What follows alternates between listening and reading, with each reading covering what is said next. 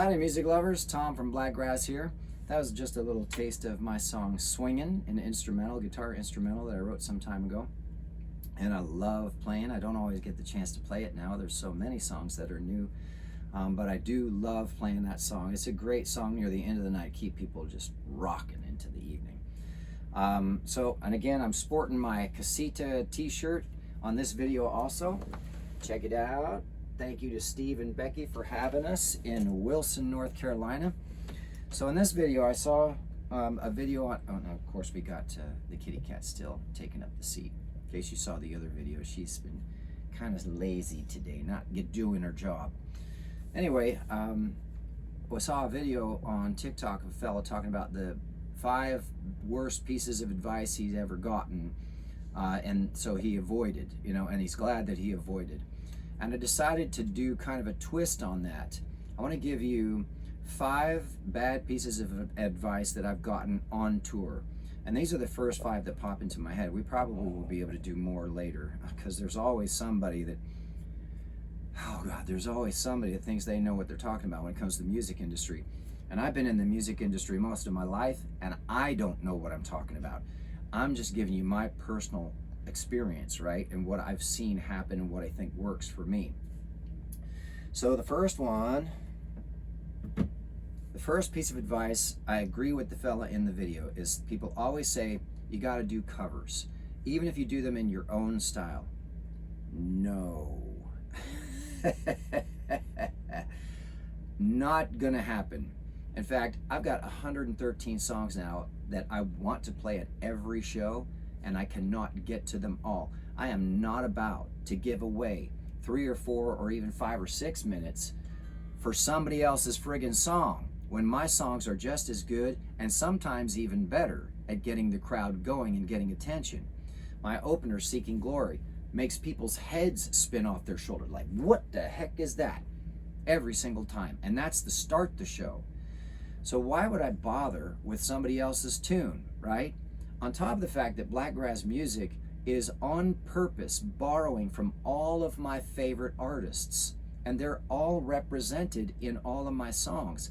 So every time you hear a Blakgraz song, you're probably going to pick out some other famous artist that I love and that maybe you like too. I mean, that's one of the reasons I formed Blakgraz, was so that I could pull from every different style, because I just love all kinds of music. If it's good, I like all kinds of music. So that's the first one, play covers. And here's the second part of that argument, why I don't believe that that's good advice. I've been playing for 1.5 years now in 21 states in cover rooms, playing 3 and 4 hours of original material, all originals, and I'm making more money than I've ever made playing covers, ever, even for corporate shows, because they were hit and miss, occasionally here and there, 1 or 2 or 3 a year, right? It's insane how much we get in terms of tips. We're starting to sell merch now, and now our numbers online are starting to grow. We got monetized on Facebook, which of course is Instagram as well. We've got monetized on, we're getting close to getting monetized on YouTube. I mean, it's just, why would I bother with that? Why would I play covers when obviously the songs that I'm writing are hitting people in their heart and they're starting to pick up on what we're doing? Now, we're a 2-person team, right? So there's a lot we have to do every day, like these videos and all the different marketing and all the posting and all that stuff, and then booking, as well as driving and playing and trying to practice and write. But we're doing it and it's growing. Why would I need to introduce a cover song? It almost seems at this point like I'd be taking 20 steps backwards doing a cover song. But I still get that advice almost, well, no, not at every show. It's only occasionally now. It used to be very often I'd get, well, you should do some covers. But then it just kind of stopped, because I think people, and this has happened a lot more, come to the end of the night and people say, hey, I really enjoyed your show. Are any of those some of those songs yours? They sounded like maybe they were your originals. And I look at them and I'm like, every single song was mine, and they can't believe it. Every song was yours? I'm sure I knew at least 80% of those tunes. Yeah, because they sound like other songs that I love. So why would I change that? Okay, the second piece of advice, that I get on a regular basis, you should use in-ear monitors. Oh, they're so great. In-ear monitors, you can hear everything. It's all right in your ear. That is the worst piece of advice I think of. Okay, well, next to playing covers, it's number 2, obviously. That is a horrible piece of advice. In fact, that goes, let's take that to where it actually went to for me at a live show. I show up at a casino I'm supposed to play at, and we're not allowed to bring any speakers on stage. And the drummer has to play the electronic drums, so they're all just rubber pads, right? And we're supposed to play a rock show. And there's no speakers on stage, no monitors, no guitar amps. Everything has to be direct, and we're all using in-ears. And it literally feels like it's worse than doing this, because at least I can hear and feel the guitar here, right? But when you're playing electric with things in your ears, you're not hearing even the air moving from the strings. It's like playing spaghetti. And I had an argument with the sound guy, who was this young kid, I don't know, maybe in his 20s or something. He was a sound man, right? And he's all-knowing sound man. God, don't get in the way of a sound man. They know everything. So anyway, I said to him, you know, you're really making it difficult for us here with no speakers and stuff. And he said, why is that? I said, because our job as musicians is to shape air. How can we shape air if we don't have control of any of the speakers on stage? He said, well, you can hear it in your ear. That's not shaping ear. That is not shaping air out here and then providing it to you to amplify. That's shaping it in my little ear canal. And that is not what it sounds like when it comes out there, because then you're changing everything. You're EQing and doing levels. Well, he didn't like that, because I took it another step. I said, no, wait a minute. You're arguing that what you're doing here is good, right? Because it gives you as the sound man all the control that you need in case it's too loud for the casino, right? So people can eat their dinner and play the slots. I get it. I know where the money goes. That's fine.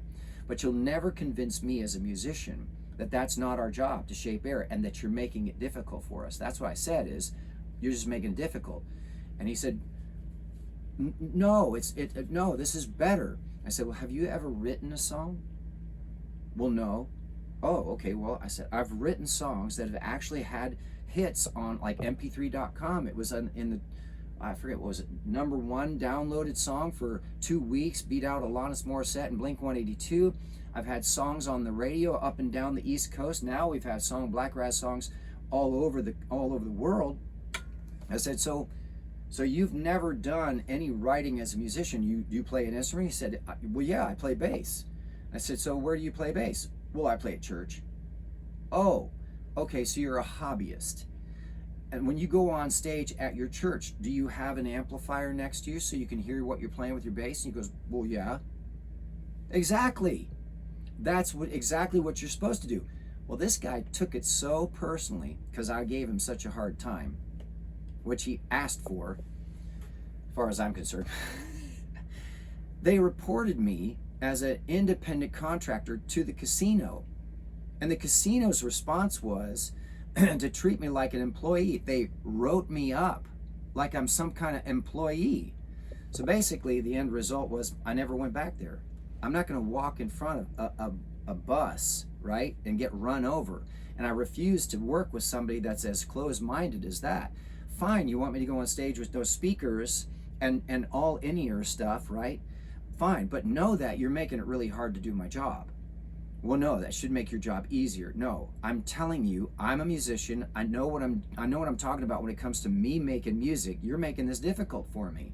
Well, then you're not good enough. Oh, you're right, I'm not good enough. I'm never playing this casino again. Anyway, in-ear monitors are the worst because you can't hear what's around you now.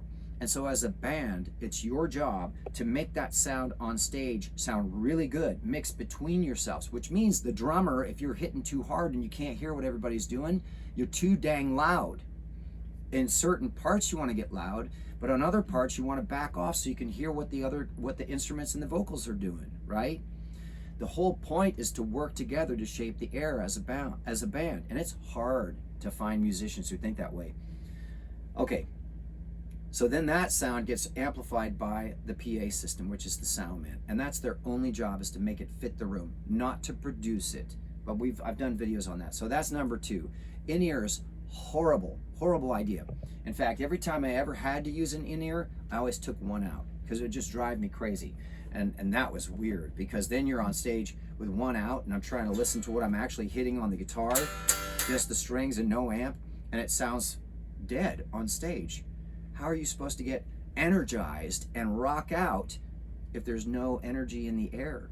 You're not actually in the air. And when you're on stage, trust me, when everybody's using in-ears, if you take one out, the only thing you hear is way out in the room. That's all you get. There's no feedback from speakers on the stage. There's no vibration on the stage. It's the worst. And then that would affect the audience and their engagement. Well, exactly. So if your energy is down, guess what happens to what the audience is going to feel, right? Of course. All right, so the third one is, I'm always being told, boy, you should get an agent. Oh, God. Oh, my God. Every agent I've ever worked with has always been a catastrophe, and maybe I'm just a magnet for bad agents. But then again, you know, it's kind of like a joke with lawyers. Every lawyer is, you know, a snake, right? Well, every agent always ends up being a snake as well. Maybe one agent I can say actually was a decent person, and that'd be Lynn Carey from when she worked with Media 5 up in Wilkes-Barre, Scranton. She was an angel. And she did me all kinds of favors and really helped a lot when I needed it. However, my most recent experiences with one fella out of Texas and a young lady out of Alabama have just, and then I called a fella in Arizona too to try and help out. Well, he can't help. Why? Because you're all original and I only book cover rooms. Well, all right, fine, that's fine. Not that he's a bad guy, he probably does a great job, but it doesn't help me. So when I get that advice from somebody in the audience who thinks they're trying to help me out, you should get an agent. Well, if I could find one that I could trust and that would actually do the job and work with me because I'm all original, you point me in their direction and maybe I'll give them a shot. But at this point so far, it has been horrible. In fact, we almost didn't make it through the first fella from Texas when we first went on the road. He screwed us so bad. And then started taking credit for the shows that when I got to just make up for the fact that he wasn't booking shows like he said he would so that we could eat, I got on the phone and started booking shows. And then he started taking credit for the shows that I was booking to try and find new clients for him to get more money. Oh boy, don't get me going on that. Okay, so you should find an agent. Well, I would add not just an agent, but some people telling me he should be signed to a label. Oh, well, you took number 5. Do you want me to jump down to number 5? Apologies. She jumped ahead. She gave you a preview. All right, so number 4 is you should get a marketing firm. We can barely afford to fix Rufus. We are our marketing firm. However, I would love to be able to afford at some point to get a marketing firm who actually will represent Blakgraz the way we want Blakgraz to be represented.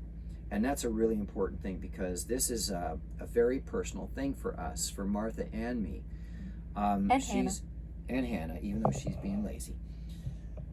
We are working really hard to attract the right kind of people to what we're doing.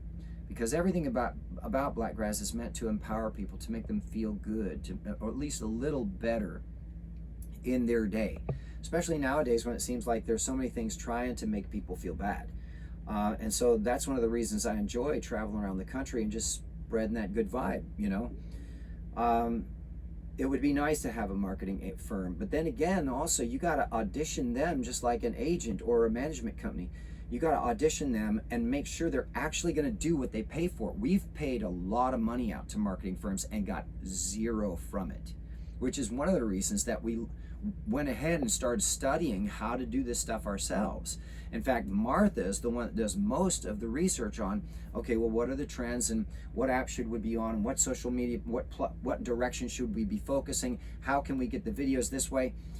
You know, she's always doing research on that type of stuff and is becoming extremely well versed in it.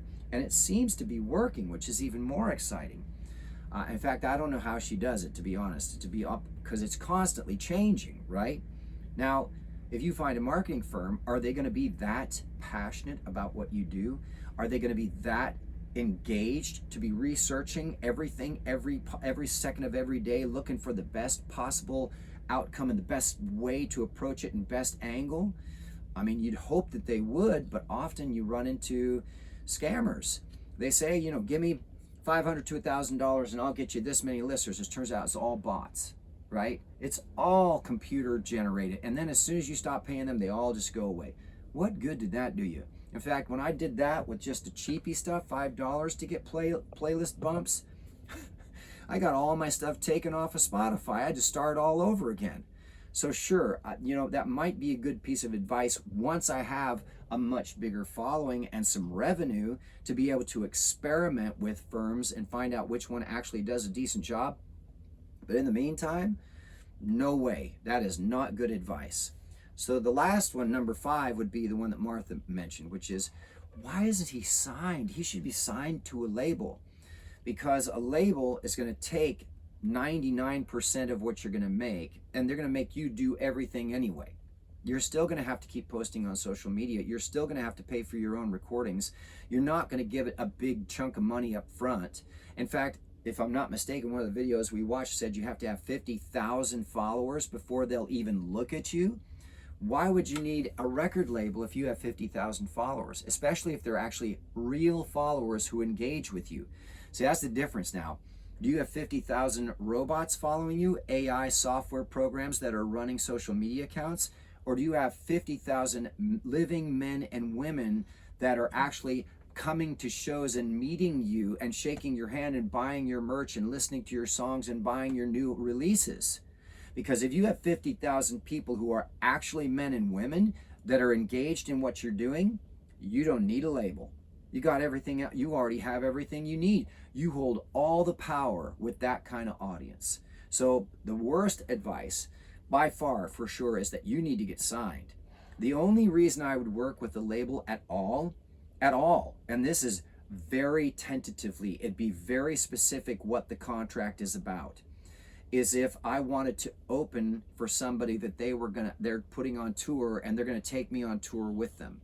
They don't get any other say other than you get to, I show up and I play and then leave, and that's it, and get exposure to that huge audience, because that artist, whoever their big artist is, wants me to open for them.